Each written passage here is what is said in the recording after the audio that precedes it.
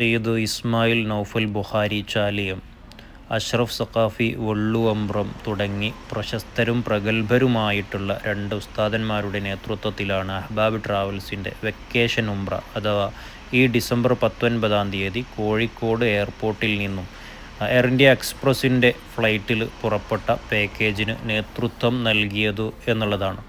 49 പേരടങ്ങുന്ന ഉംറ ഗ്രൂപ്പാണ് കോഴിക്കോട് എയർപോർട്ടിൽ നിന്നും പുറപ്പെട്ട് ജിദ്ദ എയർപോർട്ടിൽ ഇറങ്ങിയത്. ജിദ്ദയിൽ നിന്നും ബസ് മാർഗം മക്കയിലെത്തി.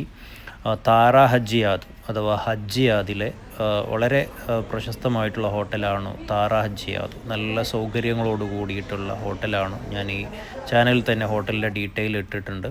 ഹോട്ടലിലാണ് താമസം കൊടുത്തിട്ടുള്ളത്. ഈ പ്രാവശ്യം വെക്കേഷൻ അഥവാ ക്രിസ്മസ് വെക്കേഷൻ എന്ന് പറഞ്ഞു കഴിഞ്ഞാൽ ലോകത്തിൻ്റെ മുഴുവൻ ഭാഗങ്ങളിൽ നിന്നും ഹറമിലേക്ക് ആളുകൾ ഒഴുകിയെത്തുമെന്നുള്ളത് കൊണ്ട് തന്നെ